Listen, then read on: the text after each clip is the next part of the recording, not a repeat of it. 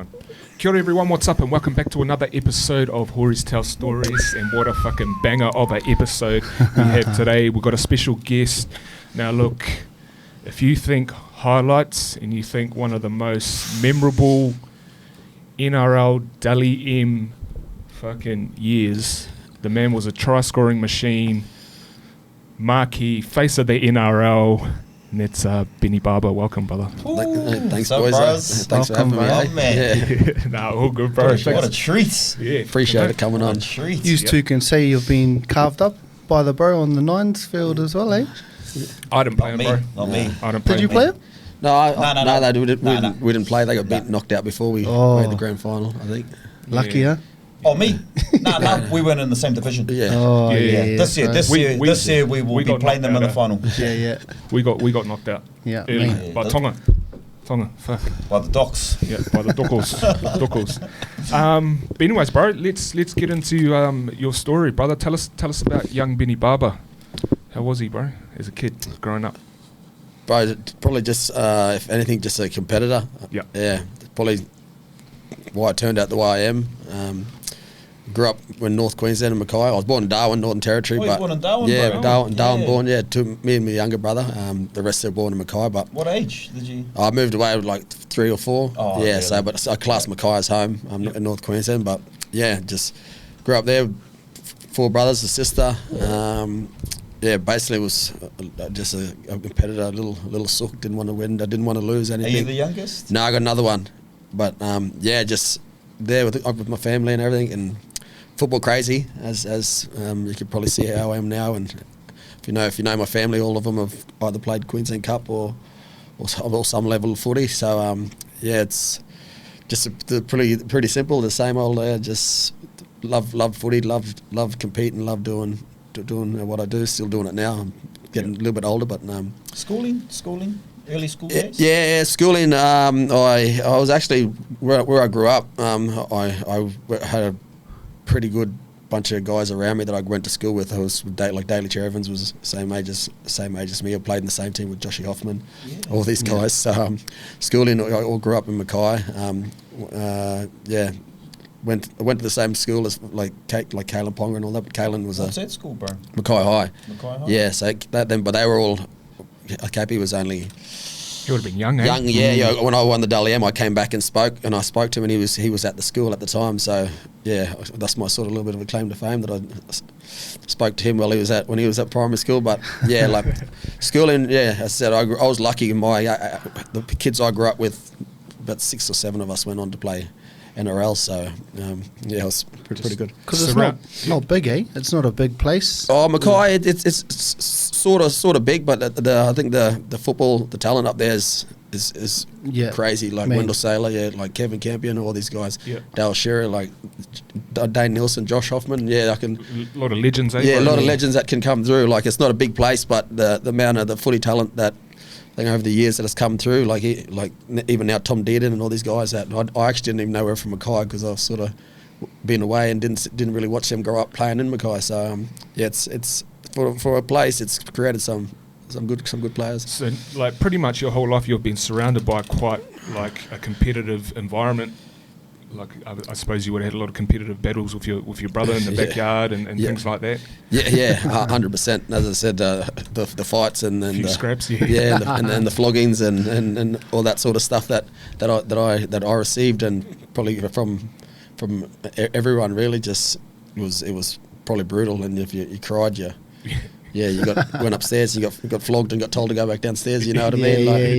Yeah. It was quite brutal growing up. We funny little story. We had some little Aussie mates that used to come around and play, and we used to. Well, me and my little brother used to take it out on them because we couldn't take it out on the older brothers, and they'd go home crying, and then they'd come back with their parents, and we thought we'd be getting in trouble, but their parents are doing the same thing, telling them to harden up and send them back in the walls into these little Aussie little skinny kids. So we took it out on them because we couldn't take it out on the big brothers. But yeah, that's my brothers and how we grew up in the backyard.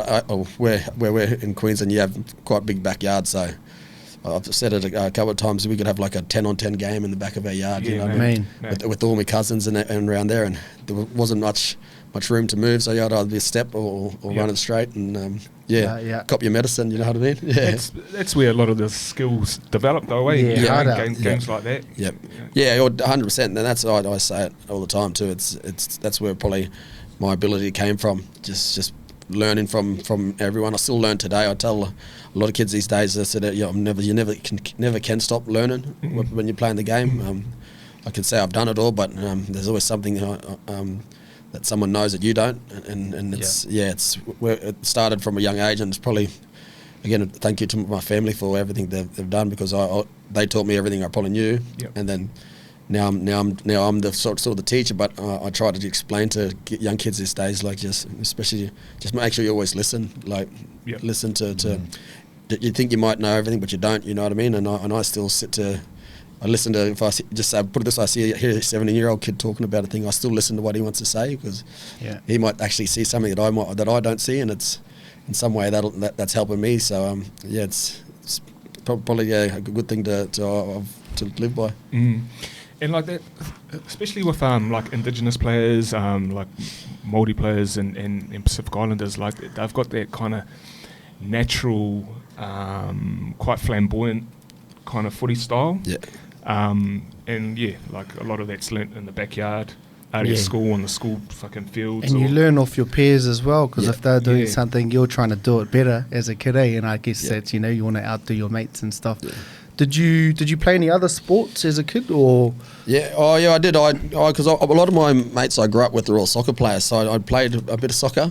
Yeah. Especially when I got the arse and got sacked, and I moved back to Mackay. I wasn't allowed to play footy for a little bit. I went back and played soccer to keep my fitness up, and then AFL. I still play AFL now, like on the weekends. So I play AFL on Saturday and league on Sundays, just obviously keep my fitness up, and they give me a bit of coin to play. So I'm not going to. Yeah, I'm not to play AFL, bro. Yeah, to play AFL. Yeah. So bush footy, they pay some good money. Bush, 100%. So I get a bit of coin to play on a Saturday. So some days it gets a bit too much when you play a tough team in AFL. And then what position you play in AFL? Full forward. Oh, yeah. Don't put me anywhere else, because I don't too much going on around me.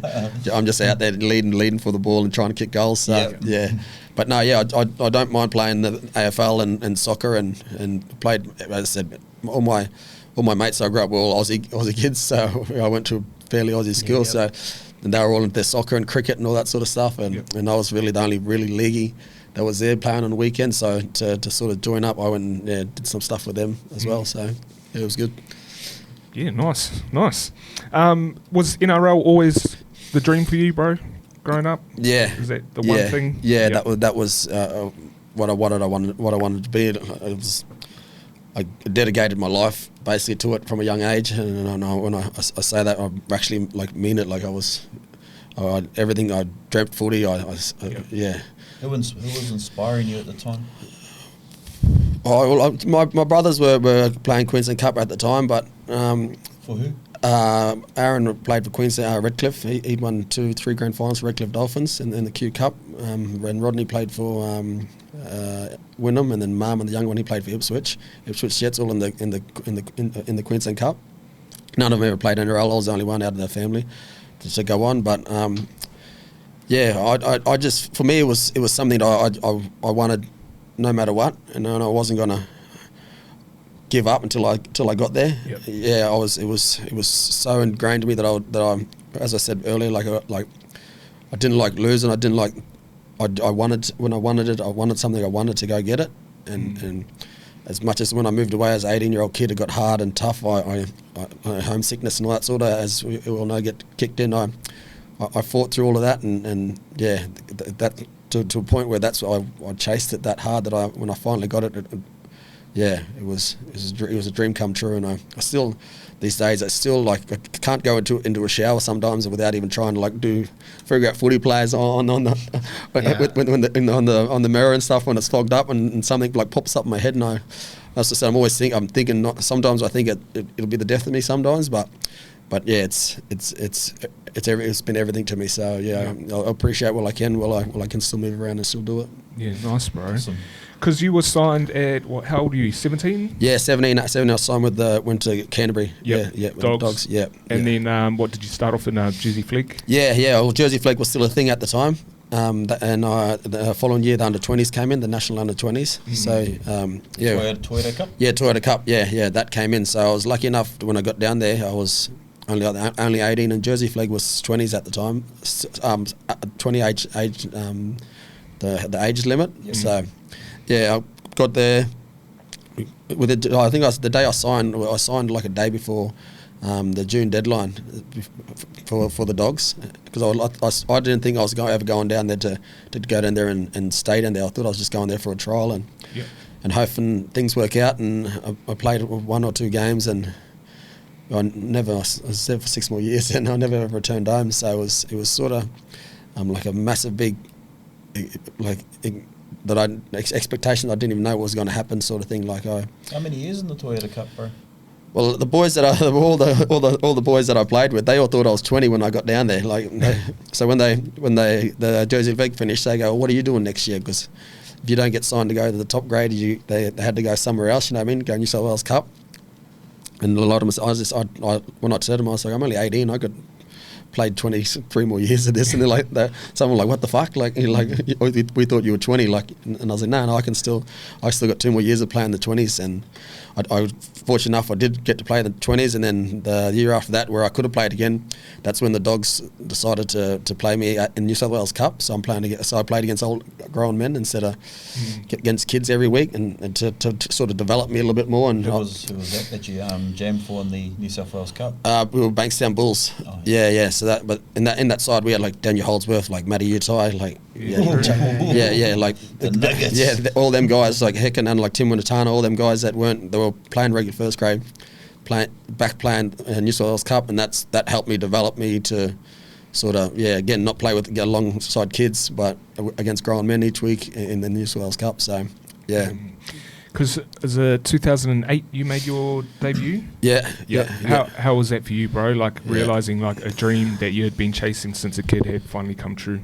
It sort of happened so like just quickly. Yeah, it's that quick that I didn't get time to even comprehend what how it was happening. I remember sitting. I was visiting a mate. He owned a motel and with my partner at the time, and I got a call from the Tony Grimaldi, who was he was our welfare officer at the time, and he stuffed up because he rang me and said congratulations, and didn't know that folks God rest his soul hadn't called me yet, so he just sort of said congratulations. I said, what for? And he's like, oh, no one's told you yet. And I was like, no. And he's like, hung up the phone, and I was like, oh. And then folks rang me back and goes, congratulations. Congratulations. Like, yeah. And so it's that sort of like that lobster sort of stuffed it for me sort of thing, like not hearing it from the coach, because he said it before the coach even told me. But yeah, before I know it, because that was the week that Sonny left.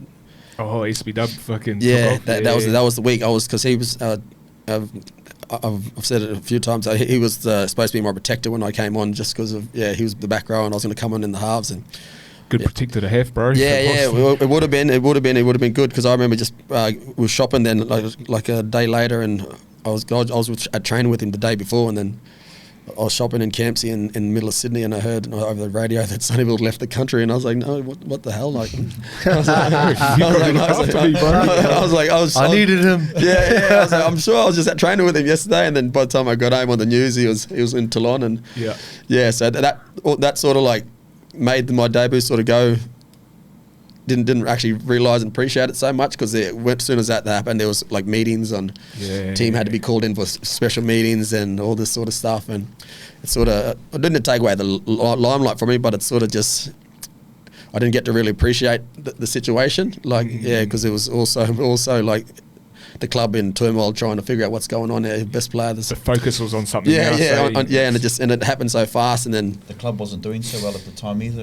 We got belted that night. St George beat us 30-0, I think. So it was the club. We were struggling, and we were in. I think it wasn't a good time, but as I said, I was still very thankful and appreciative, because it only got better from then on in. Talk about like how you felt, bro, moving into that game, like before the game, and just the feelings, emotions, and Yeah, again, it happened so fast. I said it like within the space of 3 days, and I had to organise for my parents to come down. But I think the more emotion was more so for my mum and dad for everything I put them through and everything they did for me to get to where I was. Just to see the joy on their face, knowing, like I said before, what I put out, what I tried to do to make it, and to what I had to deal with just to get to where I was, and to see their emotions and see how happy and proud they were was probably the best thing that I felt. Like the only thing I cared about, I didn't really care about the game, was more so just the look on their face. Yeah, the look on their face, and how proud my family was, and all the messages I got from my brothers and cousins and that saying like you've finally your dreams come true. Like like I said, something you've dreamt about, and you told us all. Like when you're a young kid, when we used to, like I said, backyard when we used to fight and swear, and I said I'll play in the NRL one day. Like that was my then getting the messages from them, like that was. So I know we got belted that night, but that was, I felt just love that night just from seeing the emotion on their faces, and then I know that I made them proud that night. Start from the bench? Yeah, came off the bench. Only played like 20-30 minutes. And what posse did you? I came on at 5'8" in the halves. Yeah, so it was. Who was who was the starting halves in? Was it Sherwin and? Was it Brett Sherwin? No, I honestly can't remember. I don't think Shifty was there, but I know Benny Roberts. I think I replaced Benny Roberts. Yeah, he was the half, and I think Benny moved out into the centres or to hooker to thing. And yeah, to be honest, I don't even know who was in the halves. Like I know like Luke Patton, Andrew Ryan, and all them were still playing. Like we didn't have that the dogs of old sort of thing like Mason. Dogs of war. Well, Mason, like O'Mealian, they were already going to the Roosters. So Sonny was sort of like the last one. Rennie was there, like Willie Tongs was there, like them sort of guys. But was Price there? Steve Price, or no, he was left. He'd gone left too. As well. Yeah. So I'd sort of, as we said before, that we weren't going too well. I think we won the Wooden Spoon that year. So. And everyone was sort of on their bike getting out and escaping when they could. So it was 08 and then 09 then was rebuilding when Kevy came, and then Michael Ennis and Kamali and that all signed to the club. And then would you say 2010 was like your kind of breakout season for you? Because you were playing everywhere then, you were 7, 6 centres. I at the time I was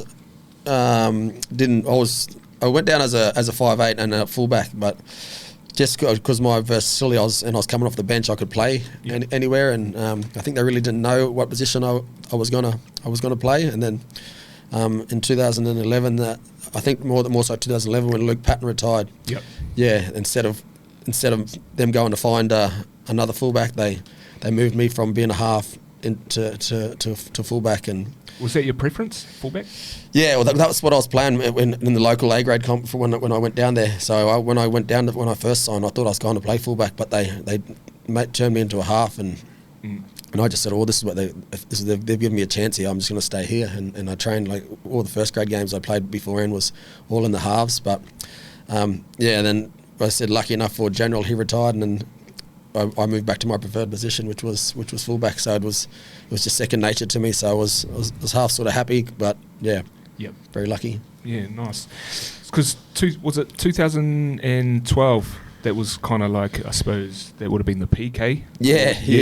That's when I guess you were kind of like the face of the NRL. Yeah. I said 22 tries, fucking line breaks of doom, and awesome, freakish shit. How was that year for you? Did it look like, when I remember watching, it looked like rugby league just looked really easy for you? Did it feel that way? Oh, I wouldn't say easy. I always give thanks to my teammates, because we had a red hot side, the team we had, and an awesome coach in Desi Hasler, and I think the work we put in and the work I put in, it made it easy. And I remember some games, like when I did some of the stuff, even now when I sit there, like you said, I watch it and I sort of think like, fuck it, like I didn't even know how I did it. I was got to a point where I sit there, because I've got little nephews and that, and they come and show Uncle Ben, look at you, and I said, yeah,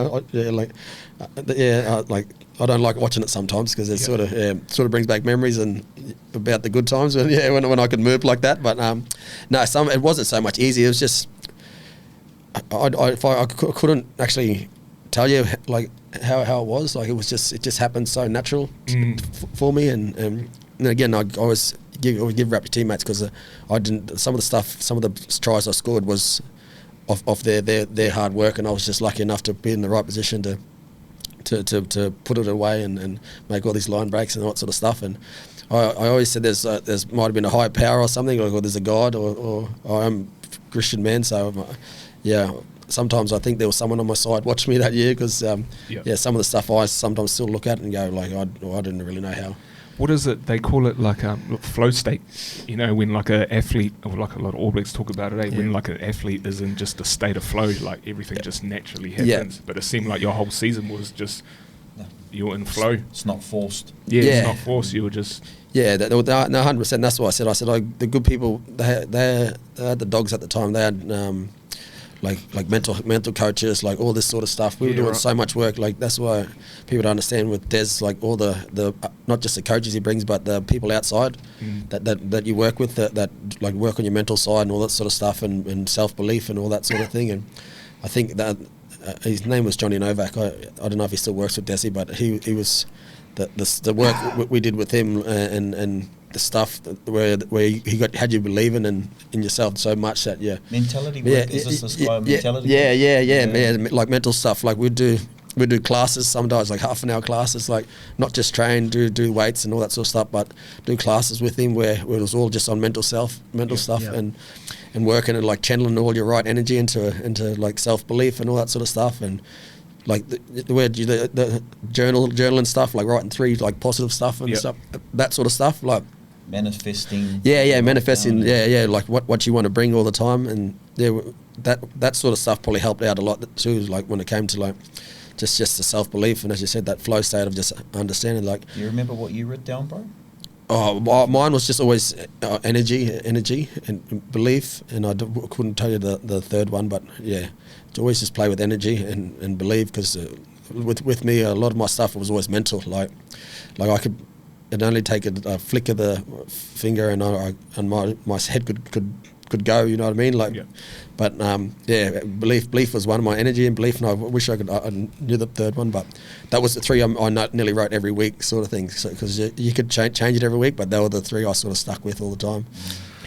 It's crazy how much, like, how big of an effect things like that, like journaling and just manifestation can play on, you know, your performance and your just. How you are as a person, like you're bringing that idea out into the world, bro. As soon as you get it on paper, you're bringing it to the world. Like I remember hearing fucking Conor McGregor talk about it, you know, like visualization and Izzy Adesanya, like I visualize fucking winning this belt, you know, and shit just happens. Comes to light. But sorry, bro. No, you're right. I know you're saying you don't really like looking at the highlights and the Nef show you and stuff, but you know, surely was there anything that stands out for you, like a highlight moment might have been your first try or a try against a certain team that really sticks out for you, that was kind of special, that you always remember? Yeah, the one that I scored in Mackay was where I grew up against the Storm that time when I kicked for long range. For Josh Morris. That one is. Oh, was that in Mackay? Was it? Yeah, that was in Mackay. That was where I grew up. So in my home stadium, and that was special for me that day because my grandma was able to in the stand, and again I spoke about the higher power that day, like something I know if my granddads that had passed away that were on my side, because I told the story that where Cooper Cronk put a kick up that day and it was gale and wind up Mackay, like I'm pretty sure there was a cyclone off the coast, and when you play with the pink balls, they I don't know what it is, but the women in league grounds they sort of turn like a soccer ball, they turn round, and Cooper Cronk put up this floating bomb, and I remember I literally closed my eyes and put my hand out, and the ball landed in my hand. And I was like, I'm on here. Yeah, and that was in the first half, and I was like, folks, I'm on here. Like this is, I don't think I can do anything wrong for this rest of this game. And then took off, and then later second in the half, I set up that try, and that one again was special because if you ever watch it, you see me blow a kiss because all my nan and all that are all sitting up up in the stands in a little booth there. So. that was probably the highlight that sticks out the most, because I got to do it in front of I guess extended family and friends that could never travel to go watch me play at a big stadium, and lucky enough to watch me do it in my own town where I grew up, and the team to do it against as well. Being the peak of for however long, to be able to do that against the Melbourne Storm, bro, it's pretty. I've seen that try a few times. I've watched it a few times, bro. It's fucking wicked. They actually, off topic, bro, or it might lead into this. I've heard the Desi Hasler beetroot juice. Oh yeah, no, yeah. Did that help you catch that ball? Yeah, no, yeah. What's the story behind the beetroot juice, bro? Before a game we used to have like 40 different drinks. I'm probably exaggerating, but we would have like pickle juice, tub of beetroot juice. I think of pre-workout chaos, I used to call it, and water, and we had to drink all three before we run out. Was this Desi's idea, bro? Yeah, because I think beetroots. I still do it now with just a tinned beetroot. I don't actually go and buy the ones that you can, like proper ones. I just drink the juice out of the tin. It's only $1, the beetroot. Yeah. And the other ones are like $7, I think. So I just go buy the tin of beetroot and eat the beetroot. But I suppose I think it's oxygenates your blood. It does, bro. Yeah. So we had to do that, and then obviously the pickle juice was for the cramping, and then the chaos was So you go. Sometimes I'd take for two of them. Chaos. Yeah, because you sometimes go out and you can feel everything in your gut just going. Yeah. And I've spewed before every game. It's something I still do, like a dry reach. So it was a true thing, bro. Like the pickle juice. I thought it was a bit of a myth, bro, and it's been 10 years since I've wanted that question. It is a true thing, and I think he was pretty. Apart from the other two, he was big on that one, and he'd make sure I asked like why is it like. Why haven't you drank your why beetroot juice? Why haven't you drank your beetroot juice? And you're like, oh fuck, I need to go for a piss. Yeah. Get out on the field and I'm busting for a piss. All these drinks. Yeah, no, well, it's a true thing. Fucking pissing out red too. Yeah. And I still drink it now to this day. Like when at home, but again just out of the tin, not the little special ones they had for us when we were playing the dogs. I wonder if he still carries, because where's he at? Titans. I wonder if he's got fucking Big Tino and the rest of the boys on there. Yeah. They needed a bit more after the weekend. Yeah. Okay, so anyways, that year you went on to win Dally M. Pretty cool, bro. Yeah. Were you confident of getting that award? Like, because obviously I suppose you would have heard a lot in the media, being like, Ben Barba favourite to win Dally M. Like, did you think much about that? Not so much. Probably not till, because when it went quiet, I think I was around 5th or 6th when the Dally M's go quiet, and I think I was 5th, and Cooper Cronk and someone was. The usuals, eh? The usuals, like Thurston, Cameron Smith, Matty B, like Matty Bowen. They were all in front, and I was sort of thing. But then I knew we went on another 8-game win streak, and towards I think we played Brisbane one game, and I scored a try, and we watched the thing, and I think in that game, I think Andrew Vosco's give him the Dally M, let him just carry it around for probably not up until then. I thought I'm probably a very good chance here, to win this, because I know leading into that, a couple of games I got man of the match, like back to back. I said, well, I'm a real red hot chance here to win this, and then and not until right at the end. But even going into the night, you sit there and you don't want to be too overconfident. Like I said, I never set out to win the Dally M. I set out my goal was to play in the NRL, not to win the Dally M or like an individual award. But not until like the last sort of. Then I was like, oh, someone I forget, it might have been my partner at the time. She was like tapping me, going, and because I think it stopped. After the last round 25, it stopped because I think I was already too far in front. And and they didn't need round 26 because I think I was already 4 in front of Matty, or 4 or 5 in front of Matty. So it was it didn't hit home until then when they called my name, and then I laugh at it now because I watched the thing, and I didn't even get up and kiss my partner. I was sort of like, dog box. That's what I mean. Like I was that nervous and didn't know how to deal with the situation. I got up. No excuses, bro. Well, that's what I mean. I watched some of the others. I've watched some of the others, and they get up and shake, and I get up and just walk up like half nervous, not knowing what to do. And I think I'm also thinking about what I was gonna say. Because I didn't have any speech. Like I didn't know how to speech. Like little Murray kid from North Queensland. Like no one told me how to sit in front of like a crowd full of people, like a whole thing and speak and TV and everything. Suit on, and it was, and it's not so much they ask you questions; they just give you the mic and say what you want to say. Freestyle. Yeah, freestyle. So I was like, thanks Desi, and thanks to all the boys, and just like thanks. Did you thank your partner? Yeah, I did. Yeah. I gave her a thank you, but it was again, I didn't think any of it until I was actually up there, and then it sort of, even the next day, it sort of hit home that when I had to be up at like 5 to go do like news reports, and I was like, hold on a second, I'm like I'm the Dally M. I'm the 2012 Dally M Player of the Year. Like, I'm the best player in the competition this year. So it was out of this world, because it's the whole situation when you win it. I didn't get home till like 3 o'clock at nights after the thing. You got to sit there and talk to every media outlet, because because all the papers literally come out like an hour later, like with all your photos from all the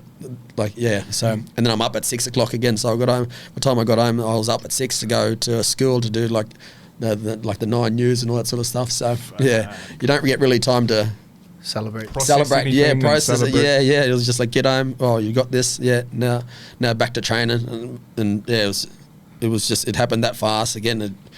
For me, I was just just riding it out really. Because that Dally M's always before the NRL Grand Final, and yous went on to the Grand Final that year, and yous went down to the Storm. Tough game. Yeah, that was, and that's another thing I sort of. Was that a stripped premiership year? I think it was. No, that was their one when they finally come back and they were. Legit. They were legit. They didn't have any sellout problems, but But the one thing I talk about is that a lot of the thing was, if you win the Dally M and you went and played the grand final, no one's ever won the grand final after it, sort of thing. Yeah, none. I don't know. It might different now because of Cleary, because he's maybe him, but. When I was there, the four or five before me that had won the Dally M that played in the grand final hadn't gone on to win. So the curse. Fucking curse. It was a bit of a curse. I would have gave it back to win that grand final, but because again, that was more so my dream to win a grand final, than win a Dally M. But I end up getting one anyway later on in my life, so that's all right. Sorry, it must be. But just to think about the people who you beat to get that Dally M, like legends, some that could be immortals too in a few years to come, you know what I mean? It's pretty cool, like Cronk and Thurston and all JT, that on that list. Matty Bond was one of my idols, and to beat him run second, to beat him, he's from Townsville where I grew up, and he's someone I idolise, and to always say just to beat him that day was something. My idol, the guy that I idolise. Take it to the grave, bro. Thurston popping him in holes too, bro. Well, that's probably why I always said why he probably didn't win, because they took points. They steal points off each other because they were that good. How, bro, with all of that was happening, obviously Dally M and heading to the grand final, just having a killer year. Like how does one not get ahead of themselves, like especially with all the noise and like everyone telling you how good you are, or like media and things like that? How can you not get ahead of yourself? I find like beetroot juice. Well, I had 2 little girls at the time, and a partner, and I pretty live a pretty simple life. I was pretty laid back. Like I think I got to a point where I couldn't go some places, so I didn't go places, because everywhere I went, it was I didn't get too much time to myself. It was like someone was always annoying, and I'd go shopping here and there with my partner and that, but I didn't move around too much. And then when I did, I always say again, the club was really good with how they utilised me and all that sort of stuff, with like fan days and making sure I was because everyone wanted a piece of me, like on a fan day or at a function, all that sort of stuff. So that the club was really, really, really good with me, and making sure I was always probably just pulling me back a little bit, making sure I was right. So I wasn't getting ahead of myself. And as I said, I'm pretty chilled, laid back customer. So I just again probably just let it ride, as you said, like just let it flow and just go along with it. Yeah. Nice, bro. Nice. So 2013, bro, was when probably some off-field issues started to happen. I think you had split with your partner. Yeah. And Todd Greenberg had pretty much pulls you out and publicly says that you need professional help. Yeah. Is that, is all that true? Yeah, that was all true. I was split with my partner and going through some shit and stuff that I'm probably not proud of, but I can't. I speak openly and freely about it because it's only way you can. Everyone fucking knows what happened and all the shit I had to deal with. So yeah, I probably needed help, and then like you said, I was doing so well with being. Yeah. And then it got to a point where everything flipped, and I probably was partying way too much. It was more so after the season too. So it was sort of like this. As soon as the season finished, I didn't have the schedule to follow by, and I was free to do what I wanted, and I sort of lost my way there a little bit. And yeah, I ended up in a rehab center. Yep. Yeah, for 2 weeks in Sydney. So. It was everything you probably said was true, and I did need help, and yeah, I did need to sort of come back to earth a little bit, because I think I got to a point where as I said, I was like a cool customer, but it got too much.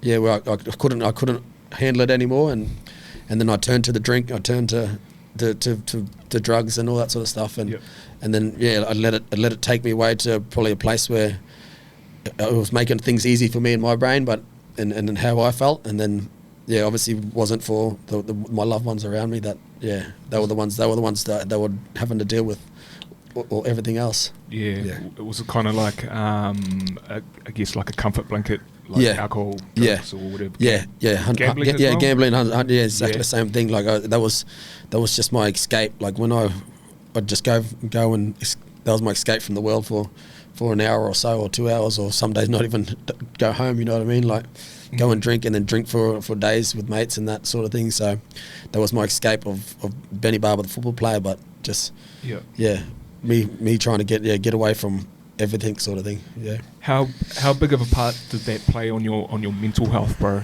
Like for like the following years to come?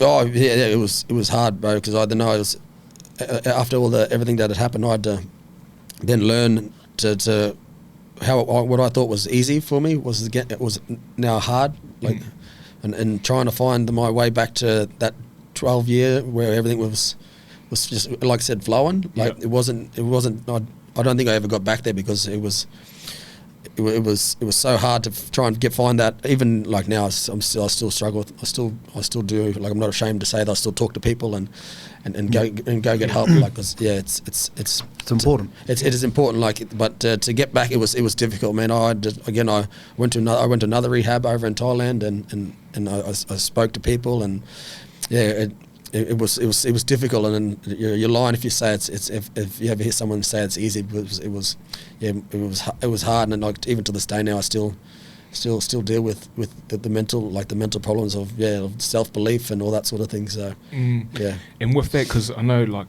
the media gave you shit as well, eh? Like, I remember seeing some interviews, bro, and like well, that's what the media is like, eh? It would be hard because it's all amplified too. Like you being in the position you are, everyone goes through struggles, but being well known, it'll just be a lot more weight on top of the issues and stuff as well. So I can imagine it would have been hard, bro. Yeah, well, again, it was like I said, coming from where I'm from, I was like I said, a little Indigenous kid from North Queensland. Like I didn't ask to be this. I wanted to play football and enjoy my football, and that again, it was difficult, but I'm thankful to my family and everyone that was at the time that was there to support me and help me. I'll never be thankful enough for that. Because I know, so you bounced around a bit from. So where did you go? You went to Bronx, and then back to Cronulla. Yeah. So like when you were at the Bronx, what happened there? Did you just struggle to settle, or? Yeah, I think so. I always said I didn't fit into how they played. Yeah. There was a bit. Who was the coach? Griffin at the time. Griffin. And they had a good young side there and everything, but nothing against the club, nothing against the boys, because they're all still good mates of mine. But I think I just struggled to just fit into their way of playing. Yep. Compared to coming from the Dogs, and what you where used to. there's a lot of ball movement and all this sort of stuff. And I think the Brisbane is still a sort of rough and tough. They play with all their forwards and that sort of stuff. And I think I struggled to fit in their style of play and everything. And yeah, and then just fortunate enough, then Wayne Bennett come and when they sacked Griffin and said that I could look elsewhere, and within a year, Was it Wayne that said? Yeah. Well, and I said credit to him, because he pulled me aside and said, "I don't think I'll find a position for you here next year. I know you got 2 more years left here, but we won't hold anything against you if you go look for another club." And then on the way home from training one day, I rang my manager, and within another week, I was meeting with Shane Flanagan at Cronulla, to go back. So it was, again, like I said, I don't hold any grudges against Wayne or the Brisbane. That's just. I always tell everyone now, it's a business at the end of the day. I get angry on my Facebook sometimes when I see people carrying on about guys leaving. I said, at the end of the day, it's a business. Hard out. Yeah. Like recent fucking Dylan Brown getting all this shit. You know, people just fucking.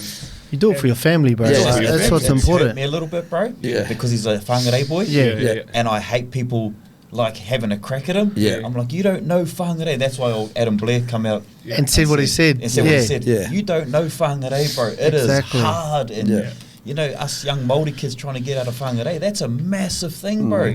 Now the bro's getting $13 million. Bro. And watch him pour it back in the whangarei and pour it back into the league system over there. Because you play a sport because you love it, and you get ahead for opportunities for yourself and your whānau, and that's like any job, any mahi that you do. 100%. And then people seem to think they should have input on what someone's choices are in life. Fuck cracks me up. Well, they don't see it that way. If they get a better offer and job, they're not going to take it. You know what I mean? It's bloody crazy. It's weird how they. It cracks me up. It's the trolls on social media, bro. It's just. Fucking your cousin, like Kalen, he's been getting shit since fucking. Well, Dally M debut. can't even make Aussie, you know what I mean? And so what if, because he looks at himself as an Aussie, because they've both been home to him, and New Zealand as well. So if you want to, he said, that's like my kids, they're born in Australia, they consider Aussie home. But then they know that they're Kiwis and that's their home too. And if that's all right, you know, there's nothing wrong with that. Yeah. Trolls. Trolls out. Trolls, man. Yeah, you'll never meet a hater doing better than you, That's so on. You'll never meet a hater on Facebook with a real profile pic. Just a grey, like little grey man they always got. An anime character.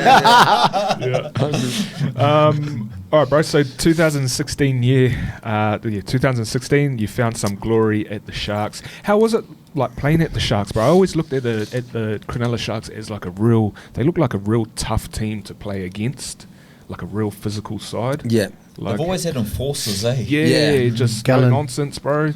Yeah, well, I think when that year is I like better than my 2012 year, obviously because winning the grand final, but I think I enjoyed that one so much because obviously winning the grand final was everything, but I enjoyed playing that year more than what I did the 12 year. I think more so because it was more of a team environment. Like as you said, the enforcers, the Sharks always had the Greg Birds and the Gallons and all that sort of stuff. They never stopped coming. Even ET to it. Yeah, and even like Gavin Miller, some of the old like Dave Peachy, all them guys, like they're always rough and tough sort of players. And again, I'll go back to when I spoke with Shane Flanagan and when I signed with Cronulla in 15, I talked to Mickey Ennis, and he told me that Mick was signing there as well, and obviously had a relationship with Mick at the Bulldogs. So and the Broncos? Just the Dogs. Oh yeah, just the Dogs. So that was an easy decision for me to go back to Cronulla because I knew he was going there, and obviously the relationship in 2012 I had with him as when we was playing there was made it pretty easy. But yeah, that year Cronulla, I think we just had a good mixture of guys, of older guys and younger guys.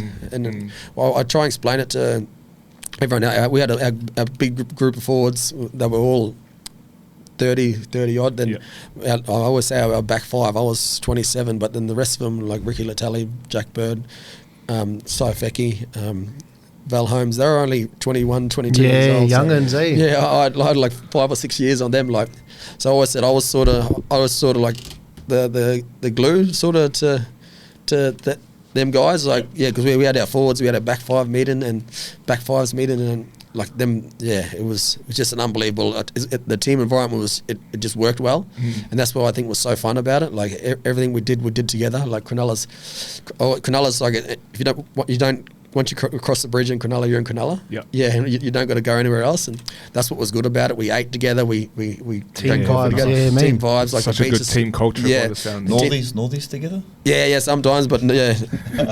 we'll behaved. So. yeah. Bad place. Yeah, no. Again, well, same thing. Like when we went for beer, we tried to do everything together.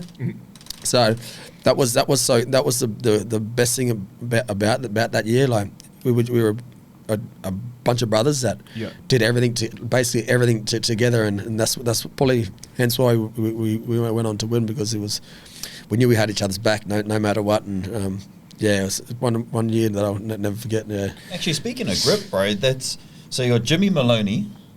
He was at halfway. Yeah. You got McInnes at hooker. Yeah. You got Paul Gallen. And last man. Those are some of the most grittiest players. The three ultimate grubs, bro. Ultimate grubs. Yeah. I always tough and grubby. Tough and grubby. I always say, but yeah, that's what I said. There's three guys. If I was picking a team every day of the week, that'd be my first three I'd pick, because you know exactly what you're going to get from all three of them. You're just going to get absolute competitors in everything they do, and you watch them train from the inside, and you understand why they are like they are, because they give everything to their game. Like they don't leave no stone unturned, and yeah, that's probably why they all had the careers they had, because they were the absolute weapons, and I was lucky enough to have them on my team. Yeah, because all three of them look like cunts to play against, but players you'd love to play with. On your team, mate. You want on your team. Yeah. They look like eye gougers, eh?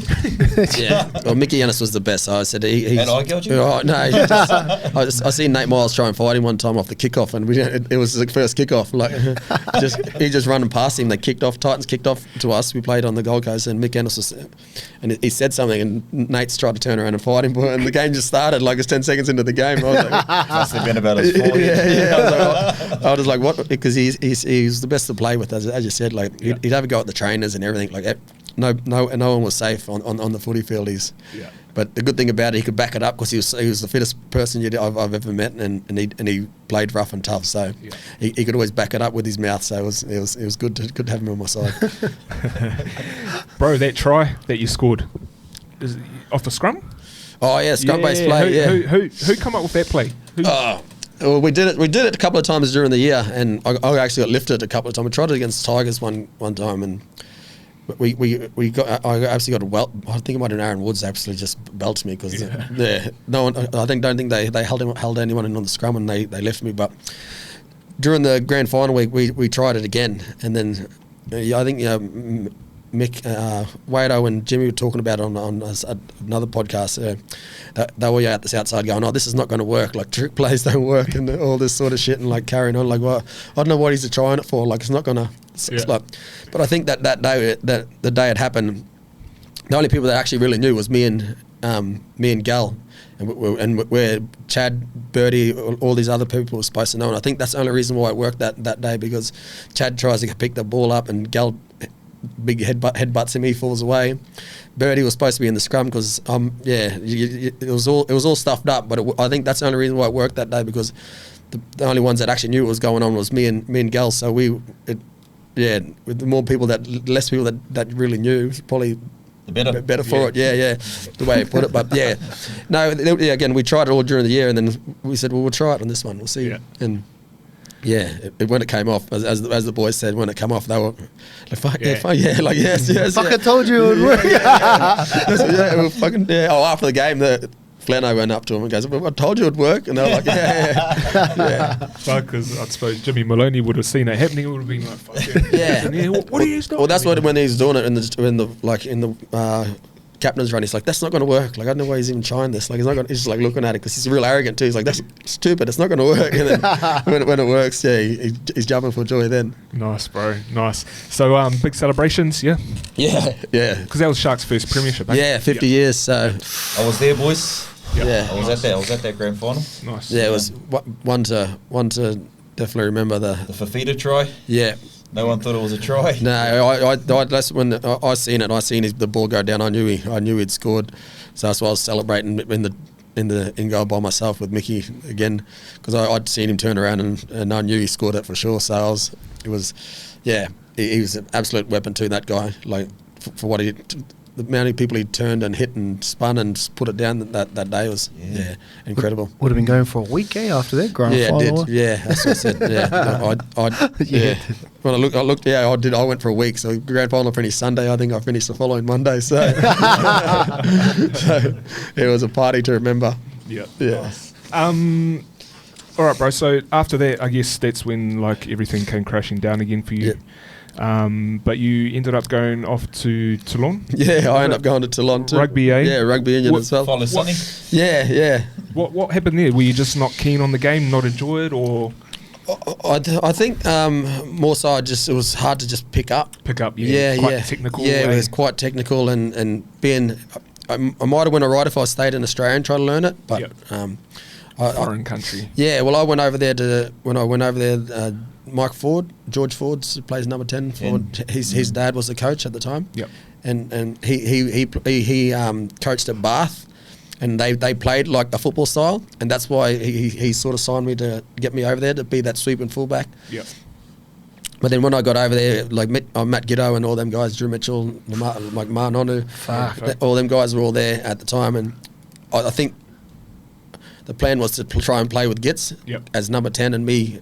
And the communication was going to be a little bit better, but then he broke his leg, and then and then the games then I played with the Francois Trenduc number 10 and Matthew Bassero, two French lads. So a bit hard. So the communication wasn't too good to try and figure the game out. You know what I mean? The ball didn't get past second five. Yeah. Where it would have been easy if I had Gitz playing number 10 and 100%. Because he's an absolute weapon. He knows what he's doing. Like I reckon he would have helped me adjust a little bit more better. But it just fortunate enough. Well, the first week I was there, I watched the game and he broke his leg, and I was like, oh.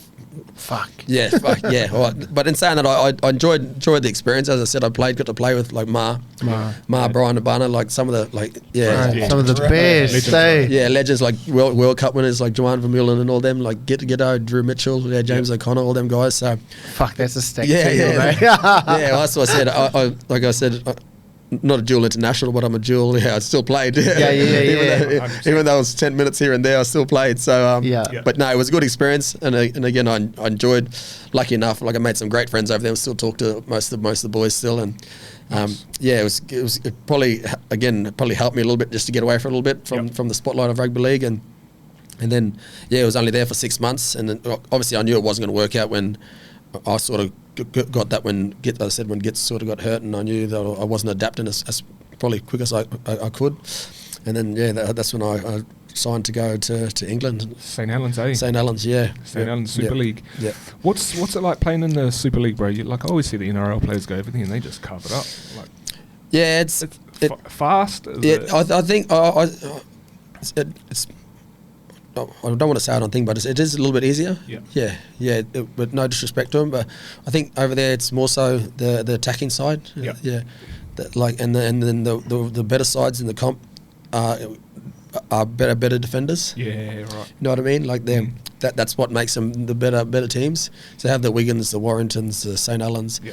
The top 5 teams are they're defensive goods, but you can get some other teams where it's just free for all. Like, it just looks like there's a lot of space. Yeah, there's so much space in the systems, and being over there and being in Australia, the amount of defensive work you do in Australia to there, it's leaps and bounds. You know what I mean? So that's probably what the biggest difference was. And for me being an attacker, I probably excelled over there. As you see, like guys like Bevan French and that now, they're carving up. That excels so much because it's basically around attack, and if you've got a bit of speed and a bit of footwork on them grounds over there, it's good night really. So That's probably why, again, I probably adapted so easy over there because, it was all about attack. And I was at, again, a good side in St Helens, yeah. Yeah. And because how long did you spend over there? A year and a half I was there, yeah. And you got, what was it, Man of Steel? The Man of Steel, yeah. Man of Steel. So yeah. like another big award, I suppose. So Yeah. you're the first person ever to win both the Oh, no, Dally there's M- me,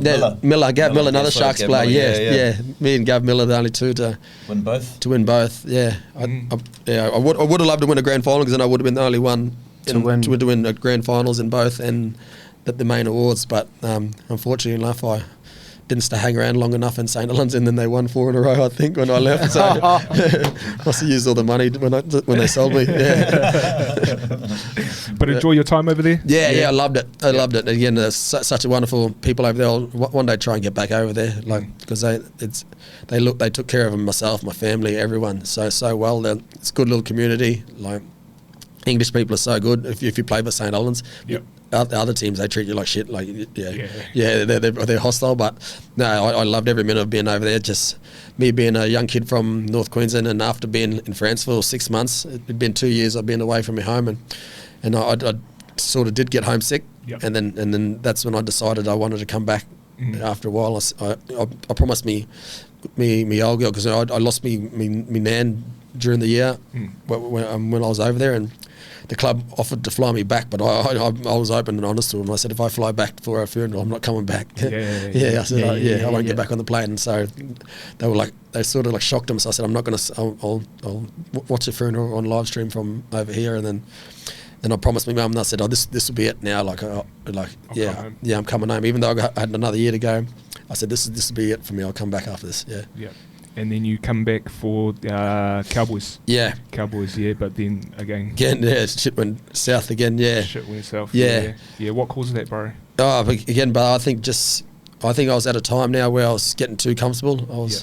I knew I didn't have too much left in the tank. I was only turned 30, but I think at a point now I was had enough? Yeah, almost had enough. Like I was tired, and even now I still have times now during the year where I sit here and I just lose all interest for the game, and I don't want to play. Like even like I said, I speak to some days I just feel like going to sit in, to be honest, go sit in the pub and just sit and drink drink beers, you know what I mean? And just I don't want to kick, and I don't want to play the game no more. And it's it happened a couple of times last year when just playing local league. Like I just get to a point where I lose the love for it, then all of a sudden I find it again, and it's something that I've probably got to deal with now, considering I'm 36 this year, and I want to try and not have them feelings now. I just want to enjoy as much as I can now, because I know I'm net to a point now where it's almost done. And I think I got to a point where I was over just being basically told what to do, where to be, what to and that's probably the main thing. And again, I was probably using alcohol and that sort of stuff to escape, which wasn't the best, obviously, because most of my downfalls was through alcohol and gambling and drinking and all that sort of stuff. So and because they gave you a lifetime ban, eh? Hard to take, bro. It was now, considering some of the stuff that people do these days, and they get a slap on the wrist. Slap on the wrist, eh? Yeah, but it was like I was like not the scapegoat, but like the one that will go, well, look, if you fuck around. I'll use you as an example. And I think you in the NRL you get a 3 strike.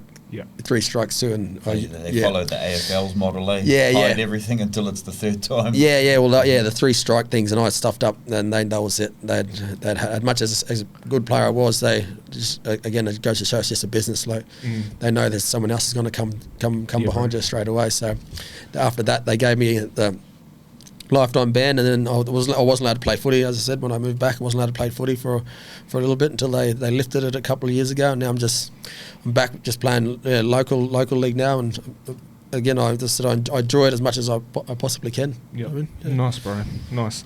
So I know you go around, you play a lot of carnivals. I mean, you come over here, you play the Harmony Nines. Would you say carve the Harmony Nines? Bro. The knockouts and even local A grade. Like, is that more Koori knockouts? Koori knockouts? Yeah. Is that just like obviously to stay fit, but is that just more to keep the fun? When it comes to Indigenous footy or carnival footy, I love that. Like a lot of Indigenous boys, Like, like anything. I'd rather, if I could just stay fit during the year, I'd just play that at the end of the year. Yeah, right. I would, because I enjoy the brotherhood of it all. Like coming, like Mitchie's there, like meeting new people, like making new brothers again. Like, and I played in 10 last year, and like that's 10 different teams. You know what I mean? Like, and the people I've met, like the connections you make, and all that sort of stuff. Like, from playing the Harmony Nines, I'm here doing this podcast. You know what I mean? Like, like it's that, and that's I live and breathe that sort of stuff, and I like representing something that's bigger than me, sort of thing. Yep.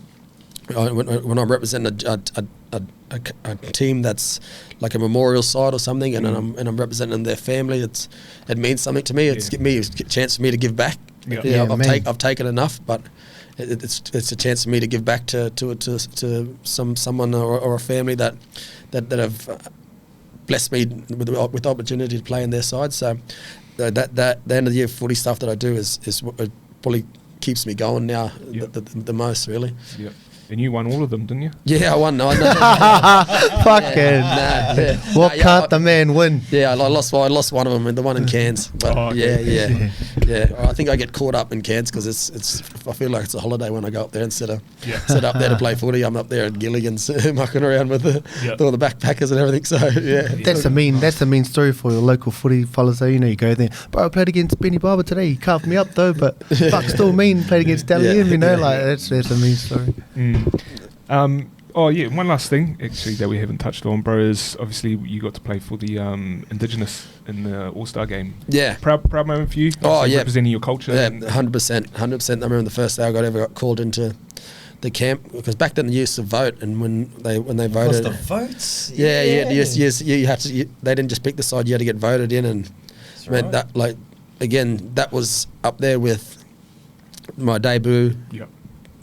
Grand final, everything, getting the chance to walk out, do the war cry, walk out with some of my idols, that were like Jono, all this Hodjo, Sammy, all these guys at GI, all this, all these guys that were playing when I was still just in high school, sort of thing, and then getting to run out beside them, and it was up there with the best feelings I could ever feel. And again, more so, it's representing my family, not just me, but our family, our people as a whole, Australian, like Indigenous Australia. So yeah, it was something I'll never forget. It was just Indigenous versus the NRL All-Stars. Yeah, it was the world. It wasn't the Māoris. No, it wasn't Māoris at the time. It was the world All-Stars at the time. So they had like Sammy Burgess. And we had some really good players at that time. Yeah. Yeah. All right, bro. Toughest player you've ever played against?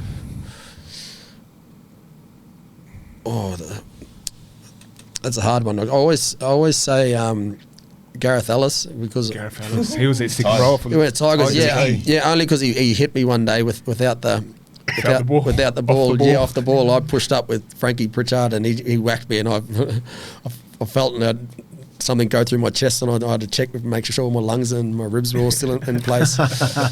But yeah, again, guys like that, and like Greg Bird, same thing. Yep. Birdie, same thing. Like every time Birdie got me, he got me. Yeah, he made sure he let me know he got me too. And even though we're like mates, he still got me. Like we played in a little charity game for Carl Webb a couple of weeks ago, and he whacked me. So he whacked me in the back, and I was like, "We're not going hard." And he's like, "No, I'm still getting you." And I was like, "Oh, you dog."